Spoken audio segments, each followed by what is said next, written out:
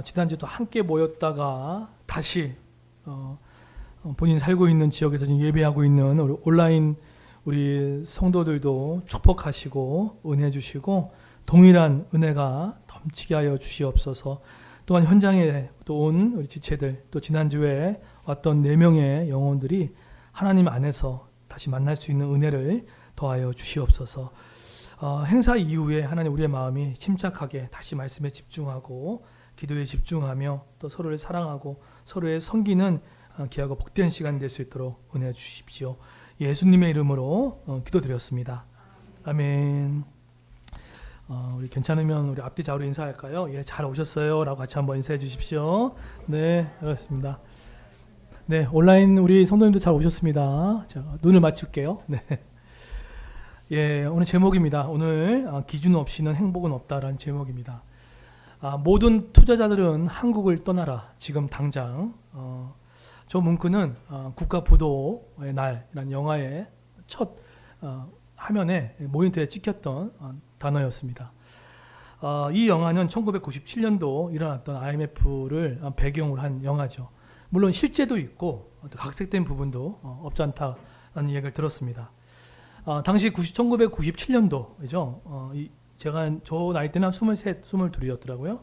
그때 봤더니 수입과 수출을 국가가 보증할 수 없어서 국가의 이제 부도, 디폴트가 이제 선언됐습니다. 할 수 없었던 거죠. 그런데 참 지금과 좀 비슷했던 게 뭐냐면 그때 이 국가 부도가 일어나는 그 시점 바로 그 몇 달 그 전에 보면 뉴스가 그렇게 어둡지 않았어요. 네, 경제 호황이 있다. 또 수출이라든지 무역 수지가 높아졌다. 막 그런 통계 수치가 막 일어났던 시기였습니다.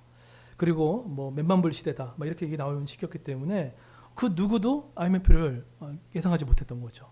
물론 이 안에는 정부가 속인 부분도 있겠지만 어쨌든 그때 많은 서민들은 그것을 잘 감지하지 못했던 것 같아요. 그 영화에서는 이런 IMF가 이제 터지기 직전에 이제 위기상에서 세 부류로 갈려지더라고요. 첫 번째는 위기를 막으려는 사람들이 존재하고요. 정말 정의롭게. 두 번째는 위기에 베팅하는 사람들이 있었죠. 뭐 지금도 그런 분들이 많이 있죠. 지금같이 이제 폭락시대 때 뭐 주식과 부동산을 통해서 지금 베팅하는 분들도 계시죠. 그리고 세 번째 부류는 이런 상황을 알 수 없는 분들이 계시잖아요. 그죠? 바쁜 일상을 살아가고 또 바쁘게 또 살아가는 분들한테 이런 고급 정보가 들리지 않으면 뭐 선택이 안 되는 거예요. 결국은 IMF가 터졌고 그걸로 많은 기업이 줄도산하고 한보, 대우 막 무너지고 혜태 무너지고 했던 그 우리가 어려운 시기를 겪었습니다. 물론 저는 그때 20살 초반이기 때문에 부모님들 얼마나 힘들었는지를 잘 감으로 오진 않았지만 그 당시 때 우리 부모님 세대들은 얼마나 힘들었을까라는 생각들을 다시 하게 돼요. 그런데 이걸 끝나면 참 좋은데 한 7년 8년 지나서 2006년도에 서프라임 모기지가 털리죠. 쉽게 얘기하면은 모든 사람들에게 대출 다 해준 거예요. 거의 100%, 90%까지. 결국은 이것을 해결하지 못하니까 그 금융발 위기가 생겨가지고 그것이 그 미국에서만 끝나지 않고 줄도산이 일어나다 보니까 한국에까지 밀어 닥치게 돼서 엄청난 큰 금융 위기에 닥쳤다 얘기를 합니다. 제가 왜 이 얘기를 드리냐면 여러분 그 2006년도에 서프라임 모기지 이 과도한 대출로 터졌던 그 사건을 통해서 이때 정부가 2년 뒤에 했던 게 있습니다. 2006년도에서 2008년 동안 했던 게 뭔지 아십니까? 지금 거의 대출 금리가 10% 간다고 하잖아요. 그 당시 때 주담대가 7%였다고 얘기합니다. 그때도 높았던 거예요. 그런데 2006년도에서 2008년도 2년 지나고 나서 그 고금리를 5.6%를 2.2%까지 다운시켰어요. 6개월 동안 다운시켜가지고 금리를 완화시켰다고 이야기를 합니다. 그래서 나중에 2008년도 지나서 한 8년 동안 그 시간을 겪다가 나중에 2014년도부터 그때부터 이제 경제나 어떤 이런 사회가 좀 부흥기를 겪었고 2021년까지 성장기였다 이렇게 얘기를 합니다.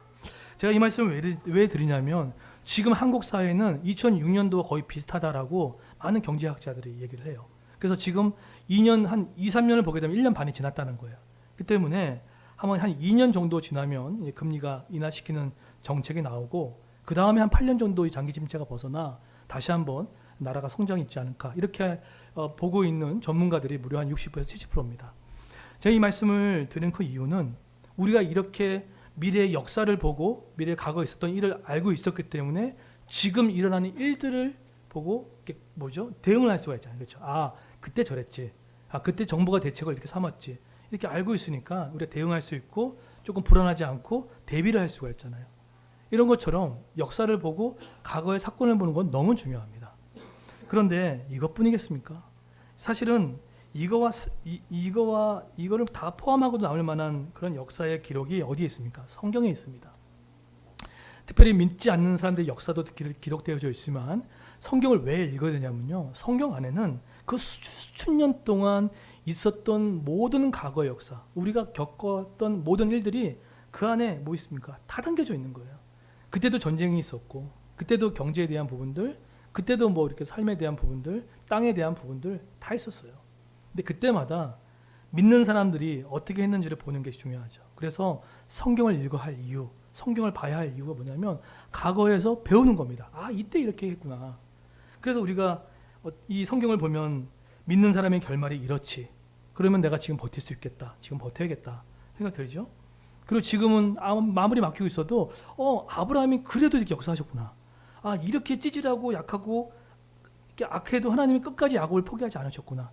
그렇기 때문에 우리도 포기하지 말아야겠다. 이런 교훈을 얻게 되는 좀 큰 안목을 이제 보게 되는 것이 중요한 우리에게 주는 큰 유익이 아닌가라는 생각들을 하게 됩니다.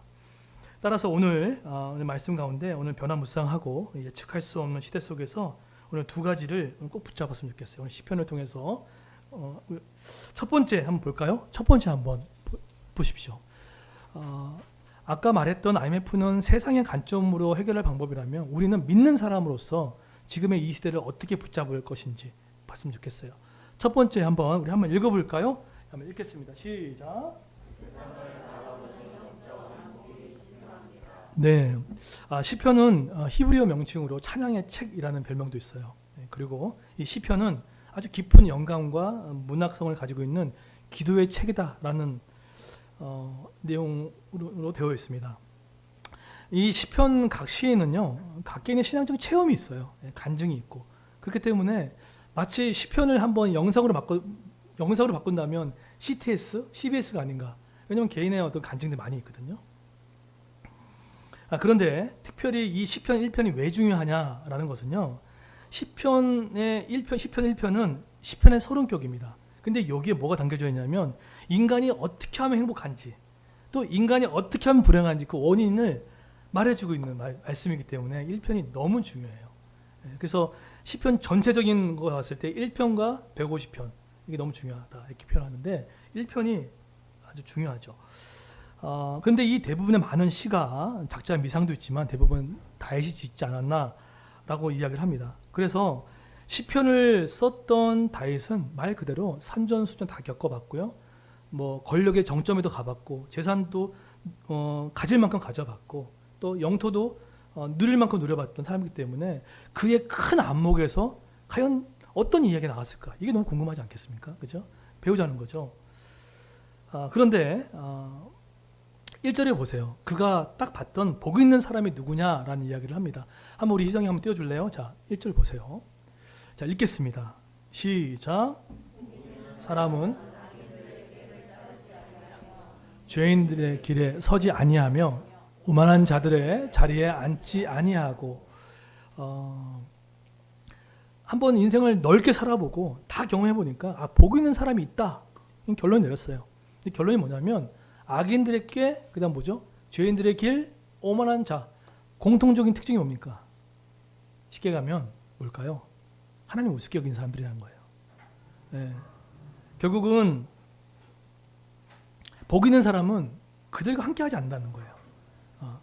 진짜 복 있는 건 인간의 행복은 하나님과 함께 있는 거고 하나님께 의지하는 거지 하나님을 우습게 여기고 하나님을 경배하지 않고 예배하지 않는 건 불행의 시작이다라는 것을 명확하게 알고 있죠. 그런데 자, 이런 복 있는 사람이 받는 이렇게 있는데 근데 그들의 결말을 보세요. 이 결말을 어떻게 되겠냐면 보세요. 4절 보세요. 4절부터 5절 자, 하나님을 우습게 여기고 하나님께 예배하지 않고 하나님과 가까이지 않으면 어떤 인생을 살아가냐라고 보여주고 있어요. 안목을 보자고요. 4절 제가 읽어볼게요. 악인들은 그렇지 아니하며 뭐라고 하죠? 오직 바람에 나는 겨와 같도다. 일이 흔들리고 이런 뉴스 저런 뉴스에 흔들리고 이 말 저 말 흔들리고 이 말이 맞다 저 말이 맞다 흔들리고 그러니까 뿌리가 없는 거예요. 예, 뿌리가 없는 거예요. 그게 뭐라고 표현합니까? 바람에 나는 겨와 같다. 아, 그렇구나. 내 중심에 하나님의 중심이 없으면 이렇게 흔들릴 수밖에 없거든요. 자, 그리고 또 한 가지 어떻게 합니까? 5절에 보세요. 한번 읽어볼까요? 시작. 그러므로 악인들은 심판을 견디지 못하며 죄인들이 의인들의 모임에 들지 못하느니라. 현실에서도 그런 불행한 삶을 시작할 뿐만 아니라 인생의 마지막에도 심판, 영원한 심판에 견디지 못한다는 거예요. 결국은 뭐 영원한 심판을 받겠다는 것을 뜻하고 있다는 것입니다. 그래서 결론은 6절 보세요. 악인들은 결국은 망한다는 거예요. 이렇듯 사람이 살면서 고난과 또 어려움이 없지 않겠지만 그래도 믿는 사람은 이렇듯 복 있는 사람이 그럼 어떤 사람이고 또 복 있지 않는 사람들은 어떤 모습인지를 먼저 보고 배운다 그러면 참 위로가 된다는 생각을 갖습니다. 여러분 대표적인 인물 중에 이런 영적인 안목이 없다가 가정이 완전히 망해버리는 한 가정사가 있습니다. 누구의 가정입니까? 엘리멜렉과 나오미 가정이에요. 그 베들레헴 땅에 지금처럼 경제 불황이 온 거예요. 흉년이 왔습니다. 그랬더니 엘리멜렉이 그 땅에서 어떻게든 긴 안목에 보게 되면 틀림없이 사사시대를 지내서 하나님이 뭔가 회개시키는 일이 있다라고 생각하고 버티고 버텼어야 되는데 어떻게 합니까? 이 엘리멜렉이 어떻게 하죠? 가족들을 다 이끌고 어디로 갑니까? 하나님이 허락하지 않은 땅을 가잖아요. 모압 땅으로 갑니다. 네. 베들레헴 빵집의 뜻이거든요. 그 빵집을 하나님 말씀의 빵집이라는 집을 떠나서 살기 위해서 이 흉년을 해결하기 위해서 갔던 모압 땅에 가는데 안목이 없었던 거죠. 그런데 결국은 나중에 엘리멜렉이 죽고 참 안타깝죠. 그리고 그 두 아들도 마저도 정말 언인이 알 수 없는 병으로 말미암아 두 아들 다 죽고 말죠. 그런데 이랬던 이는 상황에서 엘리멜렉의 부인이었던 나오미가 했던 한마디가 있어요. 그게 뭔지 아세요? 이게 뭐 어떤 표현이 될지 모르겠지만은 나오미가 느꼈던 이 가정사에 하나 깨달은 건 뭐냐면 하나님 나를 치셨다는 표현이 나와요. 성경에 보면 하나님 나를 치셨다. 그러니까 어떻게 보면은 나오미 입장에서는 이것이 내가 갔기 때문에 하나님이 혼냈다라는 느낌보다는 하나님을 떠났던 것에 대해서 이 부분 하나님 나를 징계한 게 맞구나라는 고백을 했다는 거예요. 여러분도 어떻게 하다 보면은 이제 하나님 우리를 좀 이렇게 징계하실 때가 있잖아요. 때로는 이렇게 돌아오게 만들 때, 하나님 이 부분에 치신 것 같다. 그때 우리 돌아오게 되잖아요. 그런 것처럼 나오미도 그 고백합니다. 하나님 날 친 것 같다.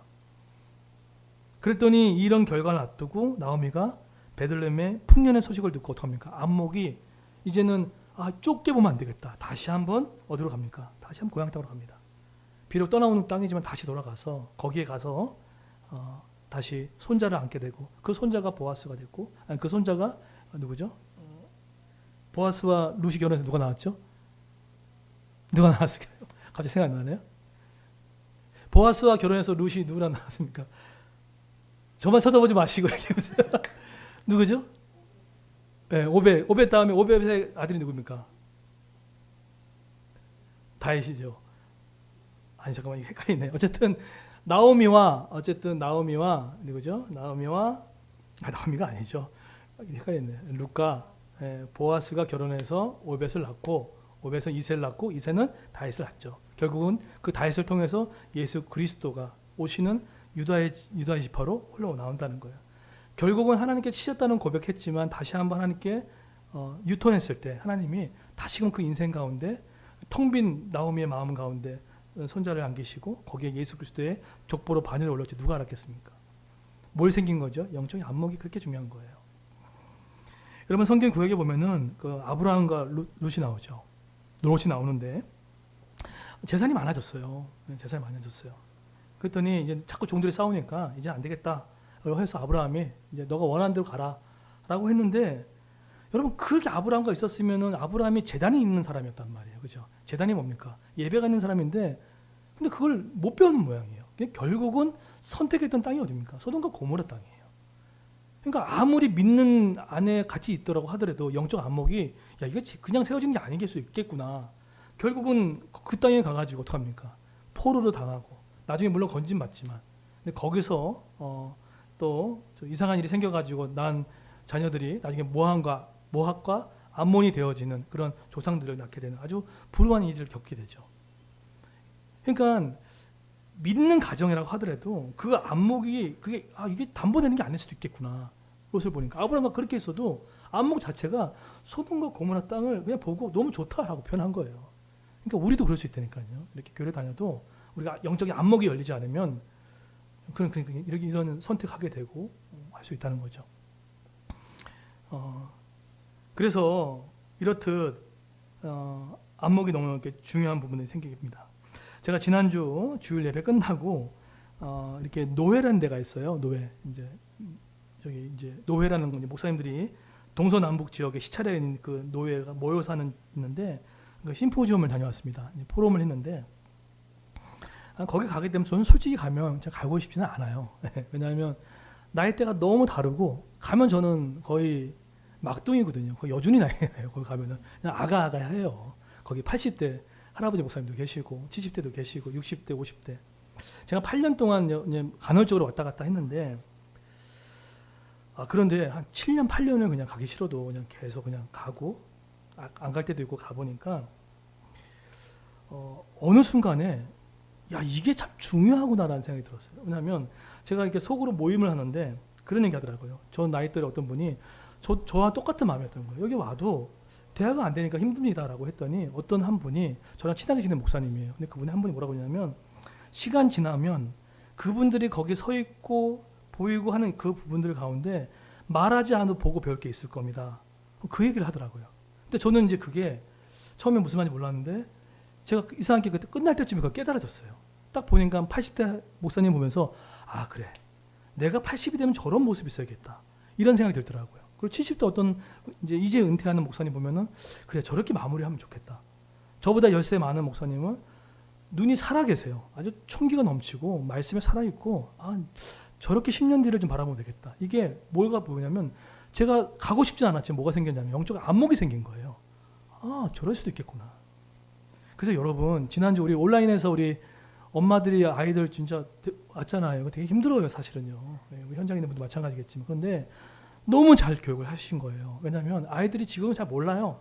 근데 부모님이 이렇게 예배드리고 이렇게 우리 권사님도 계시고 뭐 20, 30대, 40대, 50대, 60대, 70대까지 다 있잖아요. 그러면 아이들이 보든 안 보든 간에 그것이 안목이 생긴다니까요. 저런 모습이 있겠구나. 깨달아지는 것들. 이게 엄청난 교육입니다. 그래서 요즘에는 미국에서도 주일학교 교육을 시킬 땐 섹터화 시키지 않습니다. 통합으로 시켜줍니다. 세대별 통합으로 예배드리는 게 지금 거의 미국의 주일학교 대세예요. 뭐 학년별로 나누는 것도 되게 필요하지만 그렇지 않아요. 다 같이 모여들어서 예배하는 거. 이렇듯 이 부분이 너무 있더라고요. 이 안목을 그래서 우리는 정말 기도해야 돼요. 하나님, 어떤 사건과 상황을 봤을 때 세상의 안목으로 판단하지 않게 달라고. 하나님이 보시는 안목으로 이걸 해석하고 볼 수 있게 달라고. 여러분들 이 안목을 정말 기도 많이 하셔야 돼요. 제가 이렇게 모임 중에 어디죠? 장희동에 있는 한 교회, 우리 진희집 나가시는 교회, 우성이, 은성이 거기 다니는 그 교회 그 목사님이 좀 교회가 좀 어려워졌어요. 여러 가지 모습으로 좀 어려워졌는데 뭐 재정이 어려운 게 아니라 그런데 이분이 이런 얘기하더라고요. 자기는 하나 소원이 있다는 거예요. 무슨 소원이 있냐면 저희 그 노예 안에는 정말 유명한 교회들이 좀 몇 개 있어요. 근데 이 목사님 뭐라고 하냐면은 자기는 하나 정말 소원이 있다는 거예요. 지금 나이가 이제 한 60 초반이 된 것 같은데 어떤 소원이 있냐면 잘 하고 있는 목사님한테 일주일 동안 배웠으면 좋겠다는 그런 표현을 하더라고요. 그래서 그 분당 어떤 중앙교회에 어떤 목사님 계시거든요. 그분이 정말로 이 행정인 달인이에요. 부탁을 했대요. 제발 부탁인데 일주일만 저 좀 데리고 다달라고. 새벽에 몇 시에 일어나고 몇 시에 회의를 하고 몇 시에 신방을 가시고 몇 시에 설교를 준비하는지 그걸 좀 알고 싶다고. 정말 이게 간절하시더라고요. 여러분 왜 그 목사님이 그렇게 하신지 아십니까? 저도 이 경험을 똑같이 했어요. 그러면서 저한테 뭐라고 하냐면 목사님은 전에 삼육교회 다니셨는데 목사님이 생각하는 사명교회와 송태근 목사님을 한마디로 정의하면 뭐라고 하겠습니까? 딱 물어보는 거예요. 딱 물어보는 거예요. 그래서 제가 뭐라고 얘기했을 것 같으세요? 사명교회는 예를 들어서 전에 사명교회는 선교가 있습니다. 뭐 사명교회는 전도가 있습니까? 그 얘기를 제가 했을 것 같아요. 옛날 같았으면 했었을 건데 그 얘기를 안 했어요. 저는 사명교회랑 송태기 목사님한테 배운 게 한 가지 딱 있다면 목양입니다라는 걸 배웠어요. 목양. 양을 돌보고 섬기는 거. 뭐냐면 목사가 교회를 바라보는 안목이 되게 중요해요. 목사가 우리 성도님들을 뭘로 보냐가 되게 중요한 거예요. 동원의 대상으로 보냐? 숫자의 대상으로 보냐? 그죠? 아니 마케팅 대상으로 보냐? 근데 제가 배웠던 건 짧은 기간 동안 3년 동안 있었지만 성도님을 어떻게 바라보는지 목양을 본 거예요. 그러니까 뭐가 생긴 겁니까? 영적인 안목이 생긴 거예요. 안목. 여러분 그래서 자녀들 꼭 많이 기도하셔야 돼요. 안목이 그냥 세워지지가 않아요. 예, 그래서 좋은 교회를 만나고 좋은 지도자를 만나고 하는 게 너무 중요합니다. 그래서 복 있는 사람은 오늘 이 시편의 기자가 딱 안목으로 보니까 악인들에게 죄인들의 길 오만한 길에 가지 않는 거 결국 종말을 알아간 거잖아요. 그러면 이 복 있는 사람의 길은 다른 길이 있었겠구나 라는 깊은 안목 속에서 이 시편 1편이 쓰여진 거라는 거죠. 그래서 세상에서 영적인 안목을 갖는 게 너무 중요합니다. 여러분 일주일 동안 꼭 기도하십시오. 하나님 저에게 다가오는 이 사건과 사고들이 많이 있는데 영적 안목으로 해석해 달라고. 예. 좁게 생각하지 말고 영적 안목으로 이 상황을 바라볼 수 있는 눈을 열어달라고. 너무나 중요합니다. 두 번째 한번 보실까요? 두 번째, 자 우리 예측할 수 없는 이 시대 가운데 뭐가 필요할까? 자 두 번째 한번 읽겠습니다. 시작. 네, 시편 기자가 이제 복 있는 사람의 영적인 안목을 갖추었잖아요, 그렇죠? 그렇구나. 그런데 참 이 시편 기자가 대단한 게 뭐냐면 안목에만 그치지 않았다는 거예요. 그는 실천의 자리까지 나갑니다. 자, 어떻게 했냐면 2절에 보세요. 2절 한번 띄워주시겠어요? 안목만 있다고 되는 게 아니에요. 2절 한번 우리 온라인에서도 한번 읽어볼까요? 읽겠습니다. 시작. 오직 여호와의 율법을 즐거워하여 묵상하노라. 예. 안목은 생겼지만 그 안목을 그냥 나 안목이 있다 이 정도 끝나지 않고 뭐 했다는 얘기입니까? 오직 여호와의 율법을 즐거워하고 주야로 묵상했다는 거예요. 저 단어 하나를 뜯어보십시오. 오직 다른 대안이 없다는 거죠. 주야 밤낮으로 또 뭐죠? 근데 오직 주야로 하는데 이걸 뛰어넘었던 게 뭐냐면 이걸 즐거워하고 있다는 거예요.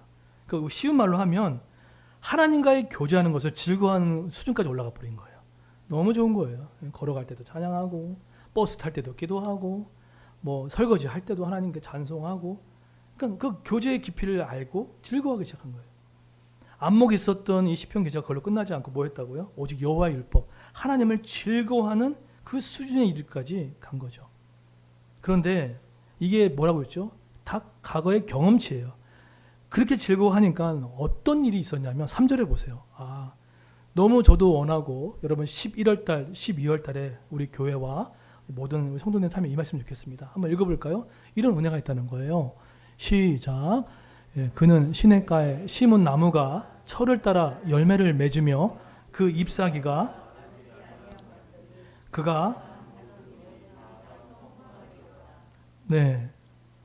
철을 따라 뭐죠? 열매 맺는다. 그러니까 이게 뭡니까? 손 대는 것마다 잘 된다는 거예요. 은혜가 있다는 거예요. 또 잎사귀가 뭐죠? 마르지 않는다는 거예요. 그리고 하는 모든 일마다 형통한다. 뭐의 실천이었다고요? 오직 여호와의 율법을 즐거워하는 거. 여러분 바벨론의 포로로 끌려간 다니엘이 어떻게 새 왕이 바뀌면서도 여전히 그 권력의 두 번째 자리에 여전히 그렇게 서 있었을까요? 다니엘의 인성과 인품? 예, 그것도 있지만 다니엘은 정말로 하나님과의 관계성이 정말 충실했던 사람이었어요. 하루에 3번 정도 기도할 정도로. 또 예루살렘에 또 문을 열어놓고 기도할 정도로 여러분 매일 3번, 하루에 3번 이상 기도했다는 것은 무슨 의미일까요? 이거는 하나님을 즐거워하지 않고 또 하나님이 내 이 문제에 답이 아니면 이렇게 할 수 없어요. 네. 근데 다니엘이 이걸 명확히 깨달았던 거죠. 여러분 비록 아브라함이 자신의 사라 부인을 누이라도 속이기도 했고 했지만 또 피하기도 했지만 어떻게 믿음의 조상이 됐나? 저는 한마디로 정의하면 아브라함은 제단이 있는 인생이었어요. 가는 곳마다 제단에서 예배드리죠. 가정마다 돌무더기를 세워가지고 하나님께 예배했던. 결국 뭡니까? 제단을 세웠다는 건 뭐냐면 하나님을 만나는 것이 그의 복임을 그는 정말로 체험적으로 깨닫게 됐던 거죠.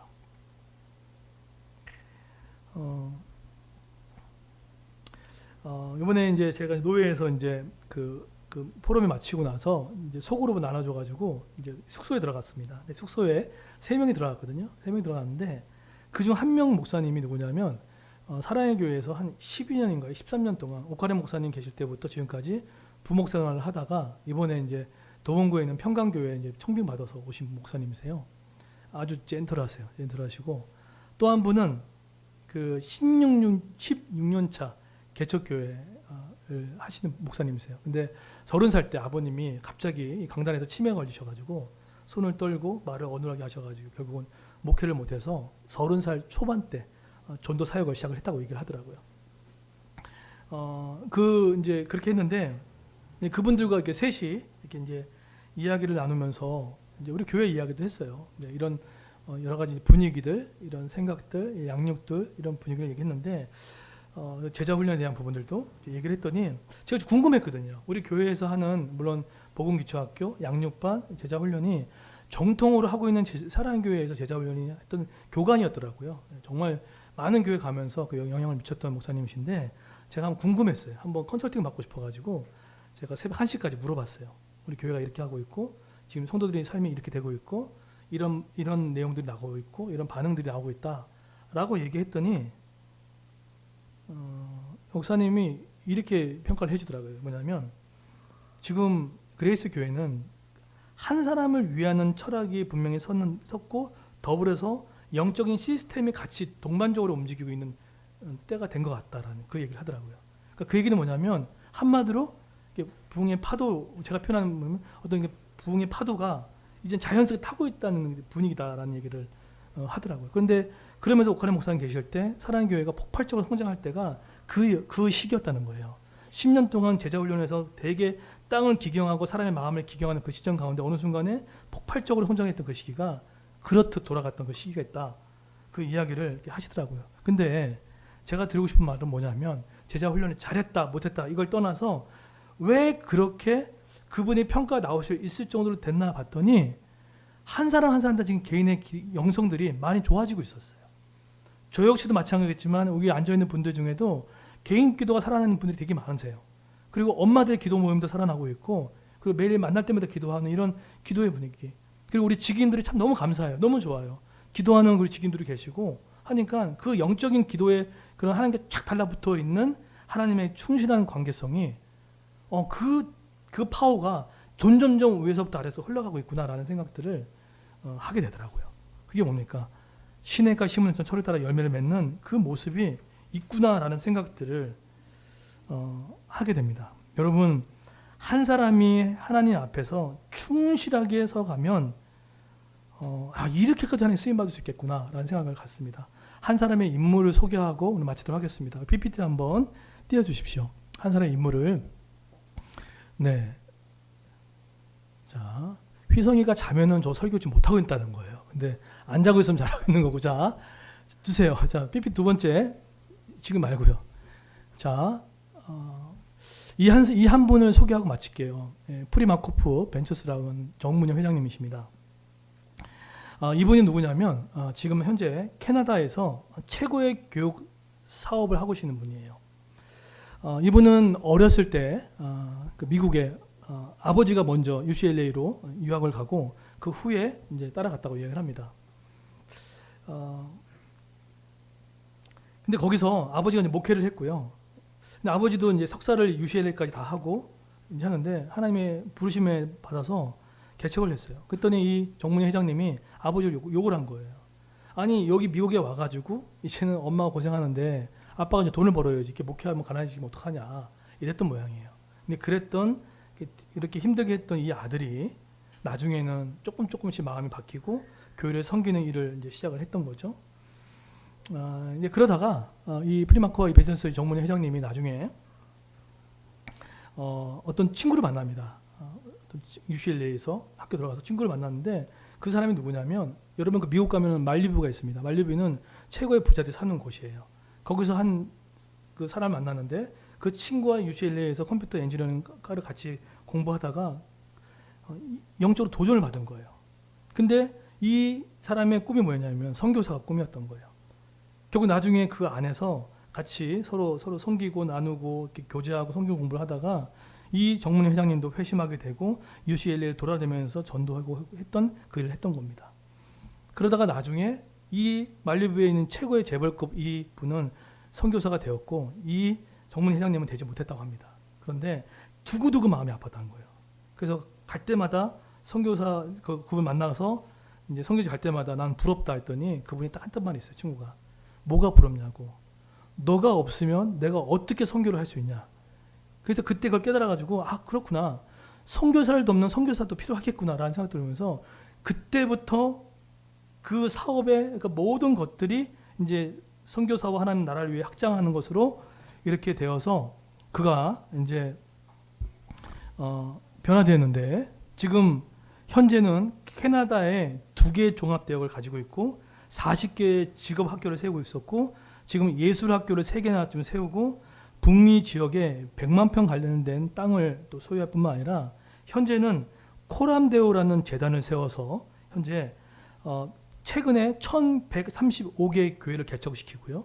그 다음에 10년 동안 31억 달러를 지금 기부하고 있고 제가 충격을 받던 게 뭐냐면 이 장로님이 그동안 전했던 복음의 숫자가 직원들이 조사를 했는데 1110만 명이라는 거예요. 근데 그 중에 예수님을 영접했던 사람이 무려 43만 명이라는 거예요. 예. 그러면서 이분이 이런 부분들을 얘기하는데 왜 이렇게까지 갔냐면 5 5남매 중에 첫째 아들이 그 뭐라고 하죠? 그 DTP라고 하나요? DTP라고 해가지고 원래는 정상 아이였다가 DTP 이렇게 뭐 주사를 맞고 하다가 의료사고 난 거예요. 그래서 후천성 자폐가 되고 나중에 이 아이가 7살 때 그 수영장에서 놀다가 이렇게 안 좋은 일이 돼서 이렇게 먼저 하나님이 부르신 부름을 받았는데 그때 그 마음을 품고 있어서 자기가 어떻게 하든 이 아이를 위해서 해야겠다라고 해서 그때 세웠던 가게가 있었대요. 근데 그 이 아이가 얼마나 후천성 자폐를 겪고 나서도 사람들 올 때마다 얼마나 친절한 아이였던지 이렇게 했겠대요. What's your name? My name is Joseph. What's your name? 이런 얘기를 딱 하고 그 얘기 듣고 나서 또 돌아서고 이렇게 일을 했다는 거예요. 그런데 엄마가 기도하면서 이 장애를 갖고 있는 아이를 어떻게 도울까라고 생각하다가 이 아이를 위해서 커피 전문점을 만들어주자, 카페를 만들어주자. 그래서 우리나라는 딱 3군데가 있어요. 국돈방송이 하나 있고 사랑의 교회 하나 있고 이번에 저기 딴 데 한 군데 3군데 얘기하더라고요. 근데 그 카페가 뭐냐면 장애인과 비장애인이 함께 어우러서 하고 있는 사회적 기업이에요. 예. 결국 그것을 통해서 지금 많은 사람들한테 그 영향을 미치고 있는데 제가 이 분이 이런 간증을 하면서 계속 쓰고 있는 2 단어가 하나 있어서 하나는 뭐냐면 모든 것이 하나님의 은혜입니다라는 표현을 계속 반복적으로 이야기를 하고 끝으로 그가 이런 얘기 하더라고요. 자기는 2계명의 성경에 나와 있는데 하나님 사랑과 이웃 사랑이 2계명이 있는데 이웃 사랑에서 가장 최고의 지점이 뭘까라고 했을 때 그것이 바로 저 사람이 하나님을 믿게 해서 천국 가게 만드는 것이 최고의 사랑이다. 최고의 선물이다라는 마음을 갖고 자기가 살아있는 동안 모든 재산과 모든 부분들을 다 환원하고 기부할지라도 그걸 다 쓰고 다 도와주고 싶다. 그런 이야기를 하더라고요. 근데 이분이 이렇게 많은 영향을 미치고 1100또 30개 교회를 개척하고 선교사님들을 돕고 장학금을 주고 하는 이 모든 이 사역들 가운데 제가 꿈이 생겼어요. 제가 이런 거에 되게 도전 많이 받거든요. 제가 질투가 나더라고요. 우리 자녀들을 한 사람의 정문이 회장 같은 사람을 많이 키우면 되겠다라는 생각이 들었어요. 그래서 많은 사람들을 섬기고 하나님을 의지하고 충실하게 관계성을 맺은 그 한 사람이 이렇게 영향을 미친다 그러면은 우리 자녀들을 그냥 이렇게 키워서 많은 사람을 도움을 주고 하나님께 영광 돌리는 사람이 되겠다라는 생각들을 하게 됩니다. 여러분, 여러분의 소유로 있는 자녀들은 그냥 1명, 2명이 아닙니다. 그 자녀가 나중에 정말 우리가 말씀을 심고 기도로 심고 한다 그러면 그 한 사람이 정말 많은 사람들을 돕뿐만 아니라 복음을 위해서 하나님 나라를 위해서 쓰임 받는 귀한 일꾼 되라고 믿습니다. 그래서 저는 주일학교 우리 아이들을 그렇게 키울 거예요. 지금부터 그 기도를 할 거예요. 그래서 많은 우리 아이들이 정말로 그런 일에 선하고 또 하나님을 경외하고 신실하게 따라가는 그런 자녀로 키우기를 원합니다. 여러분 우리 부모님들 많이 기도해 주시고 우리 그레이스 교회 주일학교 교회에서도 많이 기도해 주셨으면 좋겠습니다. 중요한 건 이렇게 모든 건 되고선 그 사람이 뭘 잘하고 마케팅을 잘해서 떠나서 중요한 건 뭐냐면 세상에서 승리하는 영적 기준, 하나님과의 관계성, 그 충만한 관계성이 모든 것을 가능케 한다는 사실을 결코 잊지 마시고 우리 그 걸음을 걸어가는 저와 여러분 되기를 예수의 이름으로 축원드립니다. 두 가지 붙으십시오. 오늘 두 가지만 꼭 온라인에서도 현장에서 붙으십시오. 세상에 승리하는 영적인 안목을 하나 달라고 기도하시고요. 세상에서 승리하는 영적 기준, 오직 여호와의 율법을 즐거워하는 것, 이게 힘임을 붙잡고 나가는 저 여러분 되기를 예수의 이름으로 축원드리겠습니다. 네, 이제 다 같이 우리 일어나셔서 우리 마지막으로 같이 한번 기도하겠습니다. 하나님, 10년 이후에 어떤 일인지 잘 모르지만 역사와 성경의 역사를 통해서 보고 배웁니다. 하나님, 예측할 수 없는 이 시대 가운데 우리에게 이 필요한 두 가지 말씀을 주셨습니다. 하나님, 이 세상에서 해석할 수 있는 영적인 안목을 어린아이부터 우리까지 안목을 허락하여 주십시오. 그리고 세상에 승리할 수 있는 영적인